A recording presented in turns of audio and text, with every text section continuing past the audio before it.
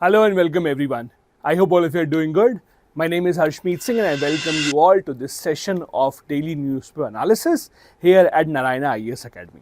As you know, every single day at 4 p.m. we have this session where we analyze the most important news stories of the day from the Hindu newspaper and the Indian Express newspaper, picking up news stories from both the mains and the prelims examination point of view, giving you practice question along with that, along with the homework that you get with each class that you bring to the next class and have a discussion on. Before we begin analyzing today's newspaper, seeing what today's newspaper has for us, once again a quick reminder, if you are one of those who is planning to write the examination in 2026 or beyond that, here is a chance for you to explore the courses that we offer. We have a 1 year and a 2 year course that involves preparation for all the stages of the examination, starting from the prelims to the mains till the stage of the interview.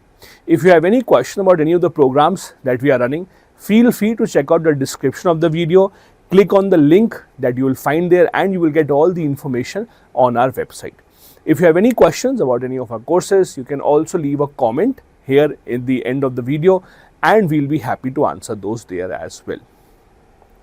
On that note, let's see what are the topics that we have taken up for today's discussion. So today we have taken up one specific article from the Hindu newspaper, that is the first one, teaching children to eat well must begin in school. This article talks about the eating habits of children and how if we improve that, how if we sensitize the children about the kind of food that they are eating, how is it grown, the impact that it has on the environment around us, how it can be this option. These are the 4 articles. The first one is from the Hindu newspaper. The other 3 are from the Indian Express newspaper for today. So you can check out both of these. Let's start with the first article then. The first article that you see on the screen is about teaching children what to eat, what not to eat. Now this is a big issue for India. You know, when you see global rankings such as the Global Hunger Index, India has a very sorry picture. We usually do not have a good ranking or a score in these kind of indices. One of the reasons being that in India, nutrition has taken a back seat. Please understand, in most of the indices, when they are trying to consider if a person is hungry or not, hunger is not considered as shortage of food. This is one big misconception that people have. Hunger is not shortage of food. So if, for example, let's say someone is locked up in a room and for the next 3 months, they are only given rice to eat and nothing else, only rice. At the end of 3 months, the person will not be hungry. The person is eating, he is given something to eat. But in these kind of indices, the person will be considered as hungry. The reason being that they are not getting the kind of nutrition that the body requires. We all read about balanced diet, how is it important, how there are multiple nutrients that your body requires, all of that has to be a part of your plate. This is the problem here. With increasing trend of street food, Western concepts coming in, the eating habits are changing from generation to generation. The author says that it has to start from the school itself. From the school itself, you have to sensitize the students what to eat, how is the food that you're eating actually grown. There are different foods that have a different impact on the environment. For example, some things require a lot more water to be cultivated, like sugarcane, as compared to some other thing like millets that do not harm the environment so much, they do not require so much water. Similarly, what can be grown in India, what is it that we have to import from outside, all these things should be a part of common knowledge so that the students and the adults then later on can take an informed decision about what they should eat and what they should not eat. The one advantage that India has in this case is that we run a midday meal program. As you know, in the midday meal program, the government run and the government aided schools provide free lunch to the students that are coming in. Now, because it is provided directly or indirectly by the government authorities, they do have a bit of control over the eating habits of the kids. At least one meal, if not all the meals. And this is where we can take a lot of advantage of that particular scheme. The sad part is in the midday meal scheme, although the law prescribes how a meal should be. The law, for example, prescribes how much calorie should the kid have, how much protein, carb or fat content it would have. But just like most of the policies, the implementation part is not up to the mark. In most of the midday meal schemes, if you actually see, it would not be at par with what we actually expect or what is written in the law. This is the gist of the article that we have to work towards. Now, if you look at this topic, questions on topics related to these are very, very commonly asked in the prelims and the mains exam. For example, in the mains examination, look at this question that was asked in 2019. There is a growing divergence in the relationship between poverty and hunger in India. The shrinking of social expenditure by the government is forcing the poor to spend more on non-food essential items, squeezing their food budget, elucidate. So these kind of questions, food, poverty, hunger, eating habits, is one of those themes that keep on recurring in the examination. So you should try and get more data and more content about this. You can try and write this kind of an answer as well to see if you are able to get enough data. Now, as I said, the context of the article is that the author is suggesting that we should change, or if not change, at least educate the children about their food habits. Again, food habits includes not just about what you should or should not eat, but also more knowledge about how the food is grown, what has what kind of impact on the environment, so that their food choices are much more informed. Now, the current status of nutrition that we have in India is kind of a sad story. We still lag in a lot of areas. For example, large number of children do not show the kind of growth that we expect from them. Many of the children are malnourished, many of them are stunted. They have not been having the kind of nutrition that is required for their body. Either their family can't afford it in many cases, or in some cases the family may be able to afford it, but they don't have the knowledge and know-how of what to feed the children and what not to feed the children, which is a big problem. There are a lot of different countries that are doing this right. An example that you must know is of France. So France has something of a school meal program, just like our midday meal scheme, but slightly different. It specifically focuses on using local ingredients. It has structured meal plans for the students. They have also made sure that junk food is not available in or nearby the school. You know, you would have noticed this in a lot of Indian cities, especially smaller cities. Right outside the school, there are so many options of junk food that are available. Right after the school ends and the children are coming out in large numbers, you will see so many people selling stuff. Now, I'm not saying we should take away their employment. They give an employment to a lot of people. That is a big market. A lot of people are just selling candies or different types of or things that can attract the children just right outside the school. That is something many countries like France, for example, have banned. They do not allow vending machines or those kind of stuff nearby or outside the school. That is in line with Sustainable Development Goal number 2 of zero hunger and emphasizing nutrition. Again, as I said, hunger should not be considered as absence of food. Hunger in a more holistic manner means absence of nutrition, absence of a balanced diet. This is where we can learn from countries such as France. Now, if you look at India, as we discussed, India also has taken multiple initiatives. The midday meal scheme is just one example.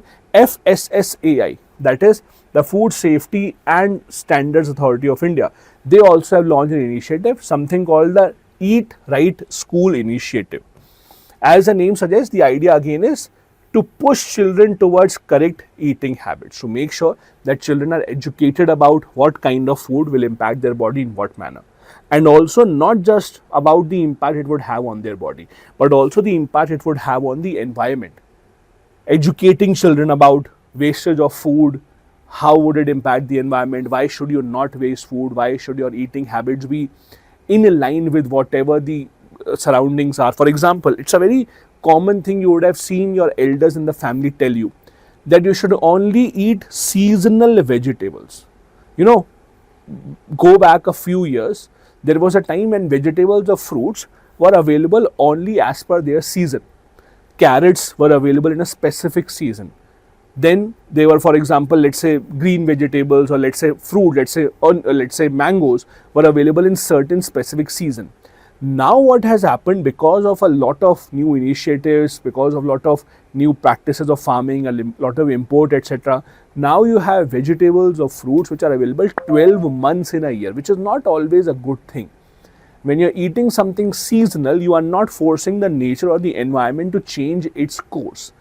When you are demanding commodities 12 months in a year, the result is that the farmers are forced to grow something that is not natural to that season, and it has to require a lot of outside intervention. This is something that the children, the at the young age should be made aware of, so that their decisions can become better later on. That is the entire idea of how the students or the children should be connected with the environment as well. Now, why is it so important for India? Because unfortunately in India, the standard of nutrition has not been up to the mark. And it is not just any critic of the government, it is the government data itself that shows this. For example, the National Family Health Survey number 5, that shows that 36% children under the age of 5 in India are stunted. Means their height is lesser than what it should be for their age. 19% are wasted, 32% are underweight, there are a lot of problems. There is anemia, they have a lack of iron in their body. All of these are big issues. And again, government tries to handle this using midday meal program or using Anganwadis by giving them nutritional supplements.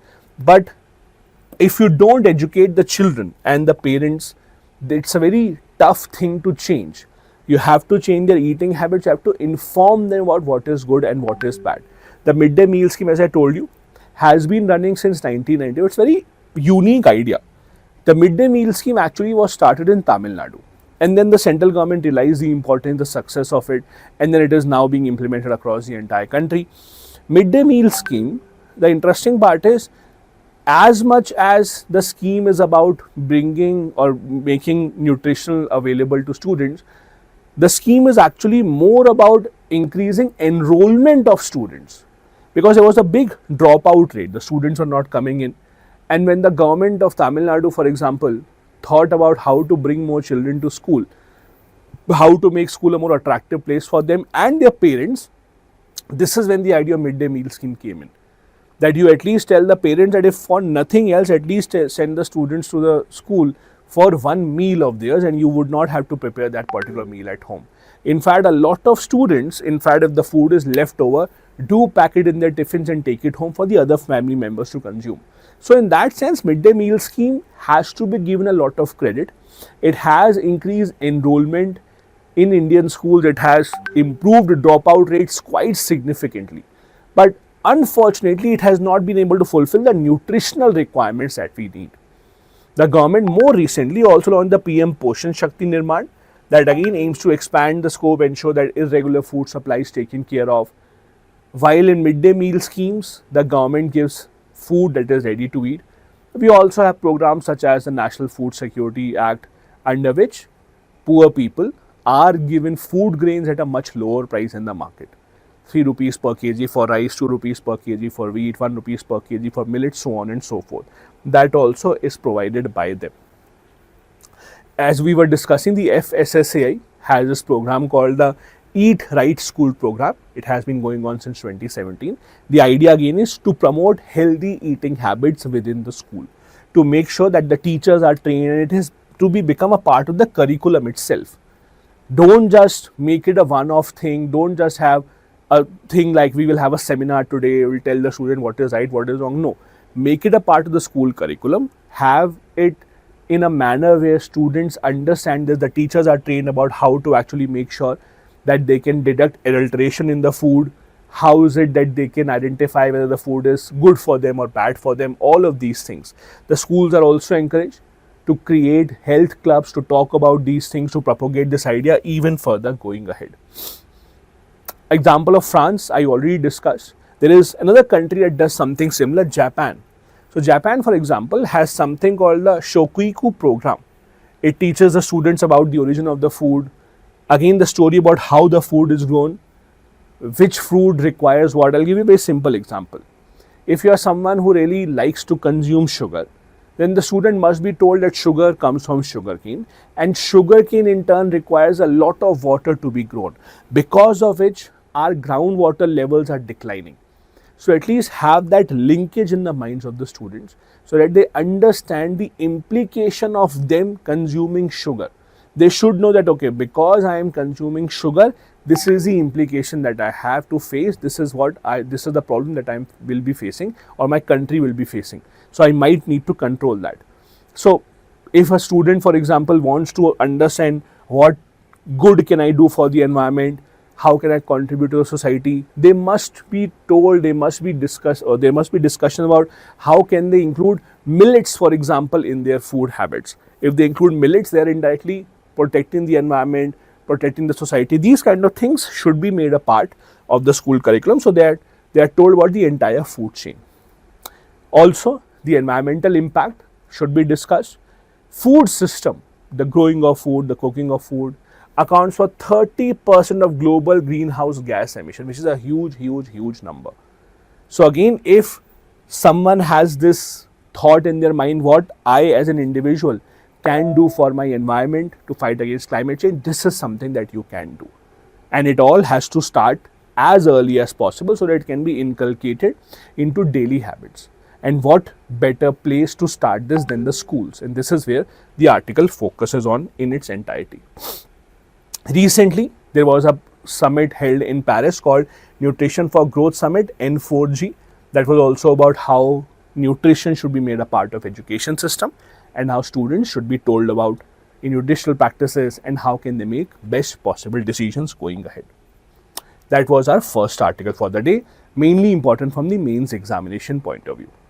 The second article that we have here is about how Indians are spending lesser money, lesser foreign exchange outside India. That is termed as overseas remittances or outward remittances. Means Indians, for example, you go and spend a lot of money outside for various purposes. For medicine, let's say you have to go to some other country for some medical purposes. For education purposes, if for nothing then just tourism, travel, you go and watch an event somewhere, you are visiting some other country. In all these cases, you will be spending foreign exchange outside India. That is outward remittances. That trend has been declining in the last year or so. With respect to this, you should also know something called LRS. Now, what exactly is LRS? LRS stands for Liberalized Remittance Scheme. Liberalized Remittance Scheme. The simple idea is, if you are an Indian and you want to go outside, let's say to US, you want to spend some money, you will spend some US dollar. Is there a limit to it? Is there a limit how much money you can spend in a year outside in terms of foreign exchange? Yes, there is a limit. That is what this scheme determines. So it started with much lesser. Why is it that the government keeps a limit? The government keeps a limit because if someone spends too much foreign exchange outside India, it will harm the entire country. RBI takes great pains in improving our foreign reserves, foreign exchange reserves, because the amount of foreign exchange reserves that we have in the country determine the exchange rate of our currency against the dollar. The simple logic is, if we have more dollars with us in our Indian market, money, the Indian rupee will become stronger against the dollar. If there is an outflow of dollar, foreign exchange in the market is reducing, money's value will start to depreciate, as simple as that.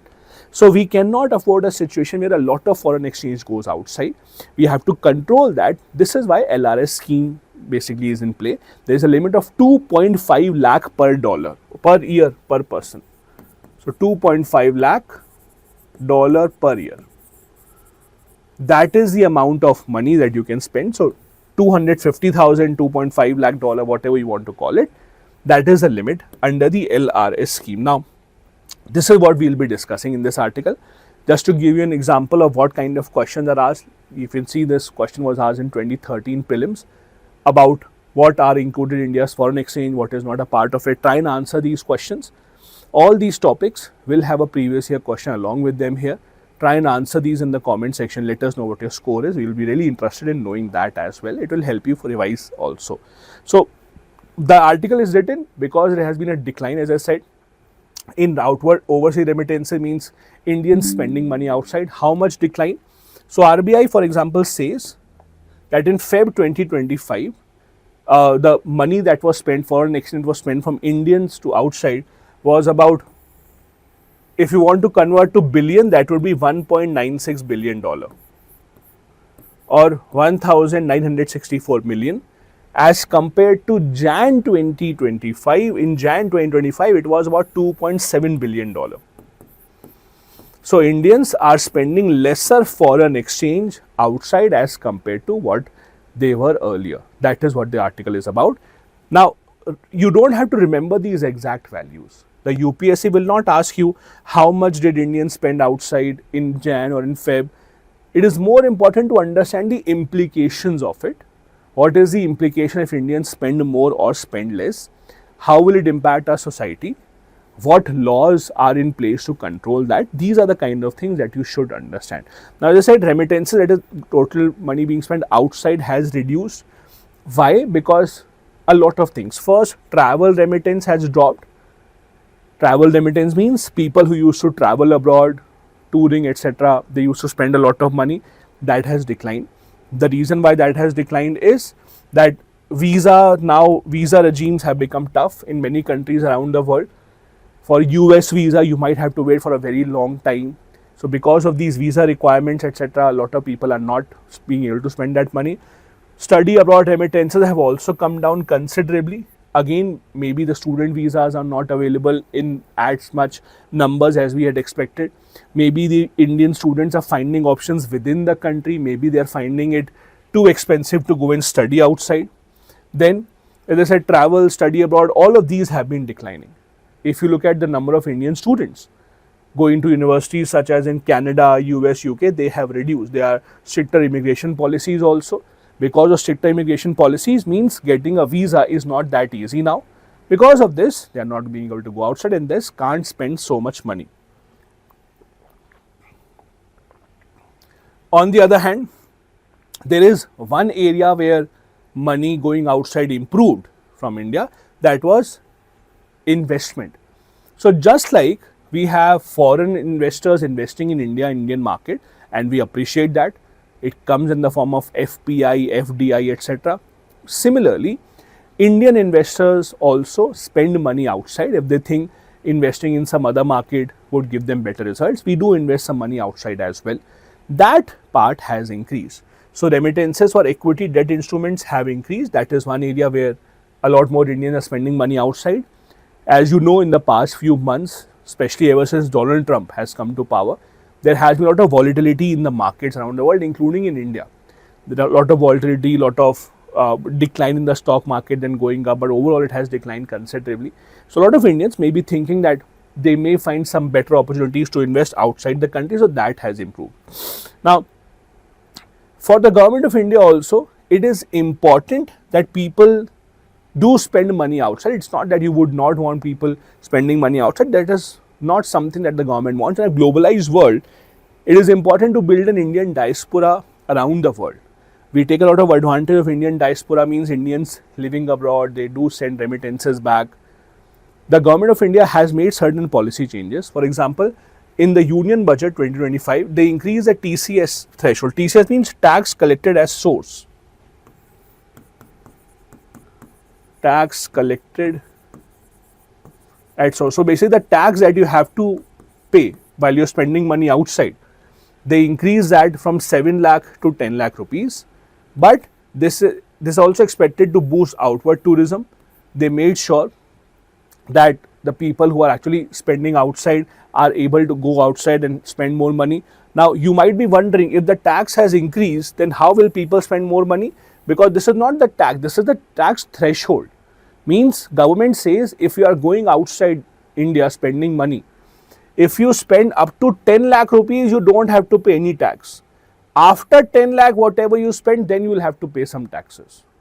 Earlier, that limit was 7 lakh. So earlier, if you spend 7 lakh or more than 7 lakh outside India, then you had to pay some tax on that. Now that limit has gone to 10 lakh. So that is good option. Means you are being encouraged to spend money outside. You don't have to pay taxes. Also, the government wants to boost tourism because it will help our airlines. It will help our own industry as well as you go and travel abroad. And also, on education remittances funded by loans, there was no tax. So the TCS, the tax collected at source, for education loans, if you are going outside on education loan and then you're spending that money outside, you won't have to pay tax on that. So the burden on the students was also reduced. This kind of a scheme is important. As I said, it allows the individuals to go ahead and study abroad. It allows individuals to go ahead and take advantage of, let's say, medical tourism abroad, etc. this tax of 20%, it applies to remittances only above 10 lakh rupees. So above 10 lakh, if you spend, only then you have to pay this. And if you're spending money on studies or even on medical purposes, you may be going abroad to have some medical treatment, the money that you spend there, then you don't have to pay taxes. If you're going for just travel, tourism purpose, just having a good time, then you have to pay the tax, and that too only when the spending goes beyond 10 lakh rupees. The LRS I was talking about, Liberalized Remittance Scheme, it's an initiative of the RBI, started in 2004, and it was not always $2.5 lakh per year, the limit to spend outside. It was started with $25,000 per year. But as India's foreign exchange reserves increased, as RBI had more and more dollars, had more and more foreign exchange reserve, forex as you call it, our confidence increased. When we had much lesser reserves, we were scared, what if an individual goes outside, spends a lot of dollars, we'll be in a worry. So as our forex reserves has increased, we have now liberalized it even further, and that has reached to $2.5 lakh per year per person. It has been the same since 2015. All this limit includes current account transactions, capital account transactions, all these are included except trust and corporates. For them, there are different rules and regulations.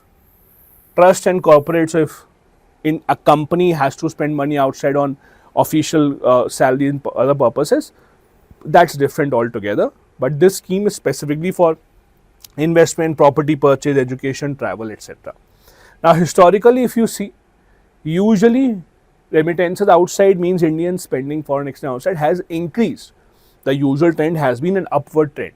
They have risen significantly. It used to be $5.5 billion from 2009 to 2014, increased considerably to over $31 billion, close to $32 billion by FY24. Recently, there has been a decline.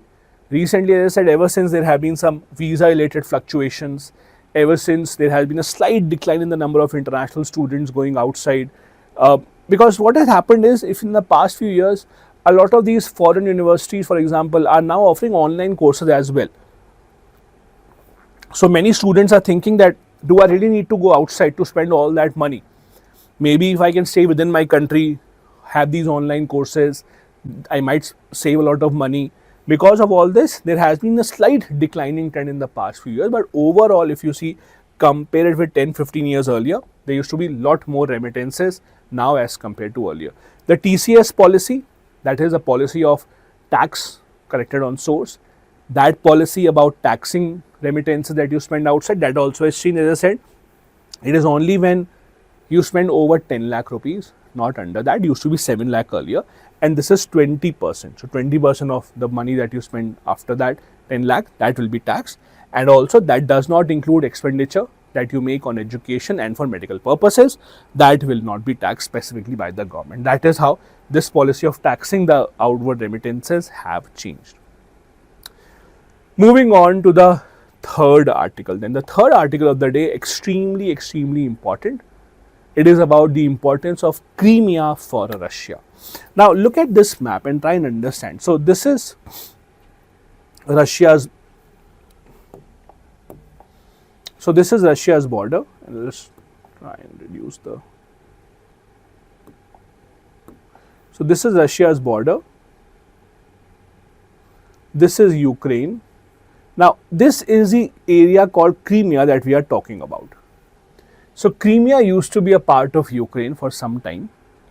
In 2014, not now, in 2014, when Russia and Ukraine had a slight bit of trouble, it was then that Russia had overtaken Crimea from Ukraine. So 2014-15, Crimea was taken over by Russia. Officially, the many parts of the world do not recognize this. Western countries especially do not recognize Crimea as a part of Russia, but Russia had taken control of Crimea. Since then, in the past 10 years or so, Crimea has been under the control of Russia only. Ukraine still considers it as a part of Ukraine, but Russia says that no, this is our part. Why is it so important for Russia? Because for Russia, in Crimea, look at this place called Sevastopol. Sevastopol is a port in Crimea. This is what is important for Russia, because this port allows Russia the access to Black Sea. And because they have access to Black Sea, they will be able to now go ahead and have access to Turkey, have an access to this Bosphorus Strait, have an access to other parts, and they can reach towards Africa as well if they want to. This is why it is important. Now, ever since Russia took it over, Ukraine has been saying this is our territory, you should return it back. They are saying that even now when the war is going on, we will come to negotiating table when you return Crimea to us. Russia on the other hand says that no, we will not return it to you. Now, please understand, go back in history. If you go back in history, Crimea used to be a part of Russia only. It was in 1950s that Crimea was given over to Ukraine. And now Russia says, what we gave you, we are just taking it back. So Russia's argument is that originally it never belonged to you. Originally it belonged to us. We had given it to you. Now we are taking it back. And most of the majority of population that lives in Crimea is Russian speaking population. So Vladimir Putin anywhere says that it's my responsibility to bring all the Russian people, all the Russian origin people together, and this is my way of bringing them together to bring Crimea back to its motherland. This is the kind of question that you can expect. It has been asked in the prelims earlier. It was asked in 2019. These are the kind of questions that you usually do expect from this part. Now, as I said, the context of this article is around Crimea. Why Crimea is so important for Russia? Why is it that they are not ready to let go of it? And very interestingly, today itself, there was a statement from the US government, from Donald Trump, where Donald Trump says that Crimea will not go back to Ukraine. Crimea will remain a part of Russia only. Till the time that Joe Biden was the American president, he had supported Ukraine's claim on Crimea. He had said that we will make sure Crimea goes back to Ukraine. But the new US President Donald Trump has said that no, Crimea belongs to Russia and they will not give it back. Now, as I said, it has a lot of strategic importance. Because of that port, the Sevastopol port, it gives access to Russia. It is a warm river port, warm water port, so it doesn't get snowy, it doesn't get icy, so the ships can go there easily. It's open 12 months in a year. It allows access to Russia to other parts of the world as well. Also, Russia to connect to Crimea, because they were not connected to Crimea by a land. So, to connect to Crimea, Russia had built a very long bridge called the Kerch Bridge. Do remember this? This is a very long 19-kilometer long bridge. This is a bridge that actually connects Crimea to Russia. The reason why Russia wants control of this particular area is it gives them access to Black Sea. From Black Sea, you can go to Mediterranean Sea and then to Middle East, Africa, Europe, etc. This is why it is important for them. Now, as I said, historically, it's a very kind of a mixed match history. For example, if you go way back to 18th century, Catherine the Great actually had secured victory in this region. They had taken Crimea from the Ottoman Empire. So, it goes way back. Ottoman Empire that used to rule from Turkey. They are the ones who controlled Crimea originally. 1784, this area was taken over by Russia. Then, as I told you, 1954 specifically, Nikita Khrushchev, who was the leader of USSR, they had given it to Ukraine. Because Ukraine was a part of USSR, Russia was leading the USSR, so they thought it's an internal thing only, internal transfer, but let us give it to USSR. Let us give it to Ukraine. Russia in 2014 took it back with its annexation. And that is what Russia says. Russia tells Ukraine that it was our part only. We gave it to you in 1954. That was a mistake. We should never have given it to you. It should have always remained our part. So don't cry over it. Don't cry that we have taken away what belongs to you. It's an important part of what Russia feels. As I said, as per Vladimir Putin, his entire idea, his entire appeal to his people is, I will bring back the entire Mother Russia once again. I will make sure all the Russian-speaking people, the Russian-speaking territory in the world is then consolidated, it is then again combined, so that we can now have or live together as a very strong, powerful nation. In Crimea, most of the people are of Russian origin, 67% people are of Russian origin, they speak the Russian language. So he claims that even the locals in Crimea support Russia. Even the locals want that Russia should be our country and not Ukraine. This is what his argument has been. And again, please understand, it is not a part that Russia took in this war. The war that started a couple of years back, it is not that the Crimean Peninsula was taken away by Russia in this war. Crimea was taken away by Russia in 2014. So it was the earlier invasion that they had done, that they had annexed. Not in this one. The 2022 invasion that they have made, under this they have again made sure that Crimea remains a part of them and it is not given back. But Crimea has been with Russia, under control of Russia, since 2014 itself. What has the international community done about it? Not much. The UN has passed a resolution. They passed it earlier when Crimea was taken away. They passed a resolution saying that this should not be done, etc., etc. But there's nothing much that the UN can do. It's anyways a toothless tiger. The Western countries officially have not accepted Crimea to be a part of Russia. Western countries say that no, we only recognize it as a part of Ukraine. But again, it doesn't really matter to Russia as of now. The other significance that I told you was about this port, the Sevastopol port. This is a port that Russia really wants. Russia wants to control this, specifically because Russia understands the fact that this is a warm water port.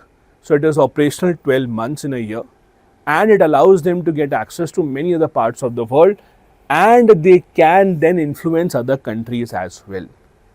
Russia, for example, is an important part of what was happening in Syria. They were helping the Gaddafi regime in Syria. They wanted to make sure that their troops get access to the Black Sea, then to the Mediterranean Sea, and this port specifically allowed them this part. The interesting part is, in the ongoing Russia-Ukraine war, Ukraine had managed to attack a lot of Russian ships that were placed in that port. Many Ukrainian drones had attacked Russian fleet, Russian ships in that particular Sevastopol port area. So Russia has faced a lot of damage there as well. But Russia still is in firm control of this port, and they're not ready to let it go. And it seems like US also is now saying the same thing. It's repeating what Russia said, that this belongs to Russia. Crimea will not be given back to Ukraine. The Kerch Bridge, remember this word as well. These kind of questions are asked. The Kerch Bridge is a long bridge, about 19 kilometers, connects Russian mainland, to Crimea. That was also attacked, by the way. It was attacked multiple times in this ongoing war, mostly by Ukraine only, because they wanted to basically suspend the connection between Russia and Crimea so that they could take over Crimea once again. But Crimea still remains under the control of Russia as of today. What is India's stand? Where do we stand here? Ever since the war has started, India has repeated the same thing, that we want peaceful negotiations to go ahead. Ever since, or whenever the UN has a vote on this issue, we never vote against Russia. We either vote in their favor or we abstain from voting. We never vote against Russia. We have repeatedly said that Russia is a very dear and a very important ally of India, and we cannot afford to go against them. But India has time and time again said that this is not the era of war. We should try and come together on the table to ensure that we are able to get to a solution. In 2025, US recognition of Crimea, again as I said, Donald Trump has come to power, so things have changed. Now US has recognized Crimea as a part of Russia. As I said, the statement has just come in that Russia do not have to give back Crimea. So Ukraine has lost its biggest backer in the form of US. So it might change the situation going ahead. Moving on to the last article for the day. Last article for the day is on a very, very important and interesting topic from Indian point of view. That is, the Indian government is thinking to allowing 49% foreign ownership in nuclear power plants. Nuclear power plants is a technology where we have been focusing quite considerably. However, after a lot of efforts, even then, what we have managed is, even after all of that, the capability of nuclear power plants in India is only 8 gigawatts. Please put that into perspective. 8 gigawatts is the amount of electricity generated with nuclear power plants in an year. Compare that to solar. Solar has gone beyond 100 gigawatts. The aim that India has is that we want to achieve 500 gigawatts in renewable energy by 2030. That is a goal. Right now, as of now, we have crossed the 200 mark. So we are at 200, more than 200, not 250, but we are more than 200. So we are about 40 to 45% as per the goal that we have set up. The government thinks that in order to reach that goal of 500 gigawatts, nuclear energy has to play a very significant role. But somehow its operation in India have stuck. We do not have a lot of capability. A lot of companies in US, Japan, etc., France also are leaders in this part, but they don't come to India because India right now in operation of nuclear power plant allowed only government monopoly. Now the government has decided that maybe we would be open to having 49% foreign ownership, so that majority remains in India. 49% foreign ownership of nuclear power plant. That is what this article is about. We'll analyze that. This is the kind of question that you can expect from this part. This was asked in 2018 about IAEA. Nuclear energy related questions are very commonly asked in the prelims examination. So do keep a note of these kind of topics. So the context is set. India is thinking that 49% foreign ownership should be allowed. Right now, the current situation is government has an agency called NPCIL, Nuclear Power Corporation of India Limited. They are the ones who operate all the nuclear power plants in India. The goal that the government is aiming for is to have 100 gigawatts of nuclear capacity by 2047, not by 2030. They know it's too big a target. By 2047, by the time we complete 100 years of independence, by that time we are aiming to reach 100 gigawatts of nuclear energy. Nuclear energy is preferable. Why?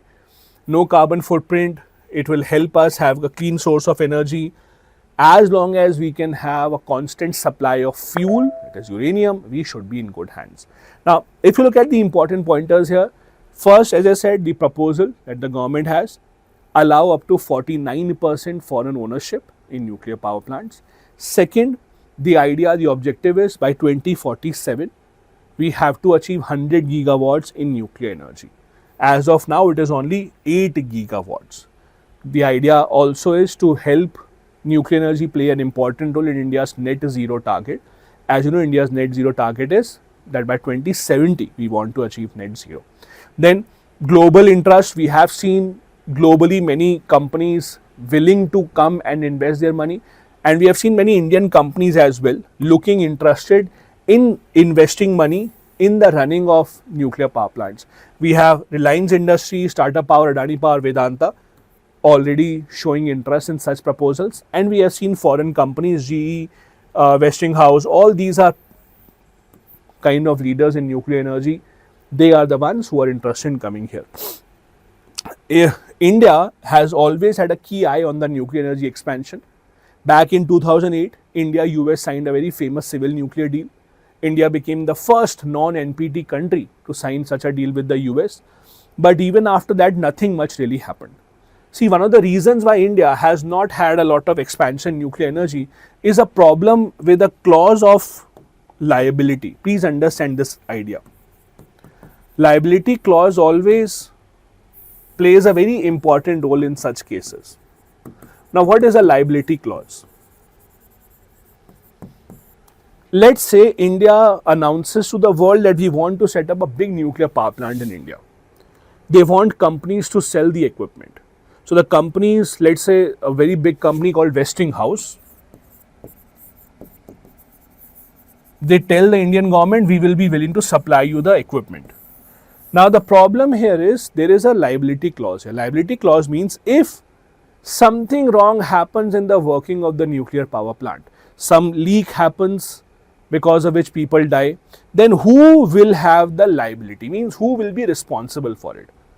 If the court asks for compensation to be given to the victims, who will be given the compensation? Will it be the supplier, that is this company, or the operator? Operator, that is the government of India under NPCIL. So this major debate has actually slowed down the progress of a nuclear power plant in that sector in India. The government of India obviously wants that liability should be with the supplier, they want that liability should be with the operator. Why would they want to give away money? That is why we have seen a lot of companies not investing in India's nuclear sector, or not even dealing with India's nuclear sector, not supplying equipment, because they are not really interested in that because of safety oversight. India is a signatory anyways of international nuclear safety conventions, many of them, and because of this, India has a responsibility to comply with the standards, and the private players coming in also must comply with these standards. Now, just because the government has opened up FDI up to 49% doesn't really mean that the companies will be coming lining up. It's a long process. Companies still have to be assured about whether or not they will be held liable or not. Over here, what the government is trying to do is, the government is telling the companies that you will be the operator also, not just the supplier. And when you will also be the operator, then you will have to understand that you will make sure that it is run with as much safety as possible. If you also become the operator, then liability can be on operator or on the supplier. Either way, you will be responsible for safety of this entire operation. That's what the government also is trying to do. This is what we are talking about. The government wants to amend the Civil Liability for Nuclear Damage Act that would cap the supply liability. So there will be a limit on the supply liability, that you only have to pay this much money if something wrong happens, which addresses the concern of the US companies, because they were not interested in having so much exposure, that if something wrong happens, they would not have to open up their pockets and give a lot of money. So the government put a limit on the liability that you would have to give as a compensation if something wrong happens. Now, India's nuclear sector, as I said, it's a very old story. We started working on the nuclear energy thing a long time back, but even after all of that, the pace has been very slow. Only 8 gigawatts has been the as per the current numbers. This is the stat that we have.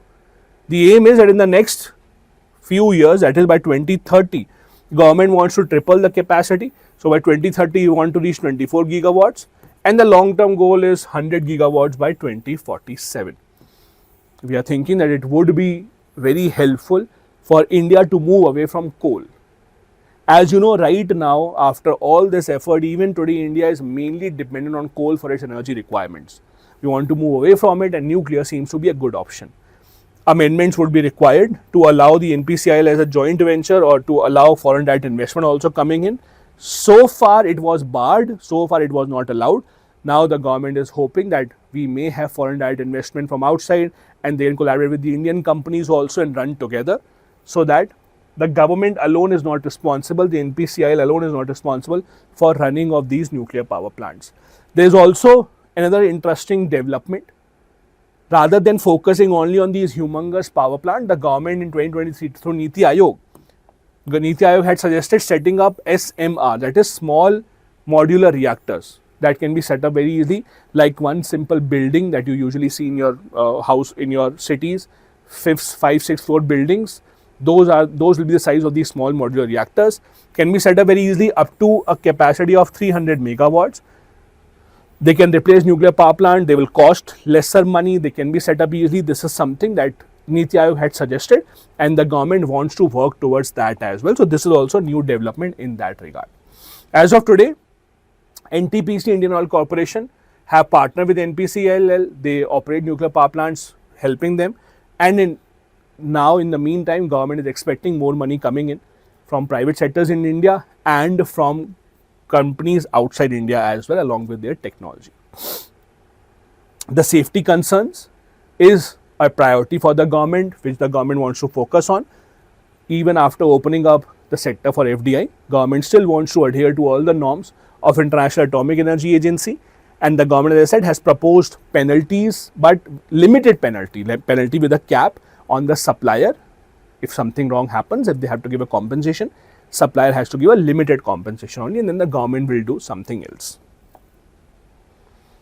In the end, as I said, it has a lot of impact. It will help us to achieve the net zero goal of 2070. It will help us improve our renewable energy production, and it will obviously bring more jobs and technology to India in the long run as well. This was our discussion for the day. As with every single day, I have one mains answer for you on the first topic that we discussed. The first topic that we discussed was about nutrition, the need to educate children more about that. This is a kind of question that you can expect from the mains exam. Nutrition education in schools is critical for addressing India's malnutrition crisis and fostering sustainable development. Discuss the role of schools in promoting healthy eating habits among children and evaluate the challenges in implementing suggestive nutrition educative programs in India. Suggest measures to strengthen such initiatives. It's a long question. I've given a model answer to you as well, which you can try and see. We'll first make an intro about what exactly is the need of the nutrition, some of the examples of initiatives that are being taken. Then the main body, we'll one by one write about every aspect of the question. First, it talks about the role of schools. So we'll talk about the role of schools, how midday meal programs, etc. can be helpful, the role of teachers, role of FSSAI. Then you can write about the challenges in the implementation part. What exactly are the issues? Why it is not that easy to implement it, the roadblocks that we are facing. And then you can suggest measures of how to improve it. You can obviously shorten it depending upon the word limit given, but this is a much longer answer. This is how you can shorten it, or this is how you can have better measures, teacher training, mandatory curriculum integration, having community engagement, etc. All this can be a part of the answer. And then you can conclude of how schools are best suitable places to roll out such kind of programs. Now, if you remember, in the session yesterday, we had some questions that were given to you, and I hope you would have done some practice or you would have tried to answer those questions. We'll discuss those. Before that, practice questions for you for today based on topics that we have discussed. Try and see if you can attempt this quiz. If you want to attempt the quiz, the link is in the description of the video. You can tell us what your score was in the comment section. This is the first question. We'll discuss the answers to these questions tomorrow in this session. This is the second question, practice question that I have for you. And this is the third one. Again, try and see if you can answer these questions. If you want to attempt the quiz, there is a link to our website. You can see the link in the description of the video. Now, let me also show you the questions that were discussed, that were given to you as homework yesterday. I hope all of you did those. Let's try and see if you got the answer right. Consider the following statement about POCSO Act. First, POCSO Act is gender neutral and applies to both male and female child victims. That is correct. It safeguards children irrespective of their gender. Second, under POCSO Rules 2020, interim compensation can be provided to a child victim even before the final court judgment. Yes, that is true. You don't have to wait for the court judgment. Even before the final judgment comes out, they can be given compensation. The answer here would be both, that is C. Hopefully you got it right. The next question that we had was, consider, with reference to section 53(2) of RPA 1951, consider the following statements. Number one, it allows the election commission to cancel elections if all but one candidate withdraws from the contest. No. Even if all the candidates withdraw except one, he or she would be declared winner without even having the need for election. So they would be declared the winner. It did happen in 2014 Lok Sabha election in one constituency in Gujarat, where all other candidates had withdrawn. Only BJP candidate was left. So he was declared winner even without the need for voting. It provides if only one candidate remains validly nominated after withdrawals, that candidate shall be declared elected without holding an actual poll. Yes, that's what we discussed. Supreme Court recently ruled that a minimum percentage of votes must be obtained even in uncontested election. No, that is not true. Supreme Court asked to the election commissioner that even if only one candidate remains, do you think we should have elections so that at least minimum percentage of votes are given to them? That is a question Supreme Court asked to election commission. They have not given such a direction. The answer thus is 2 only is correct, B.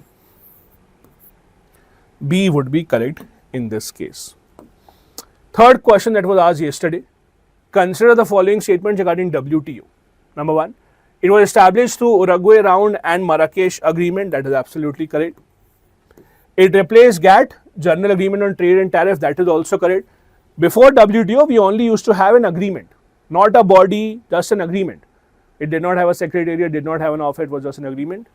It aims to ensure trade flows smoothly, predictably and freely across nations. That is also correct. That's the entire point of WTO. All these three are correct. D would be the correct answer in this case. I hope you got all these three right, not difficult to answer. Do try and answer today's practice question as well as your homework. Try and see if you are able to answer those. Do tell me in the comment section what is your score. Do catch us tomorrow again at 4 p.m. to analyze the next day's newspaper. Thank you so much. Bye bye. Jai Hind.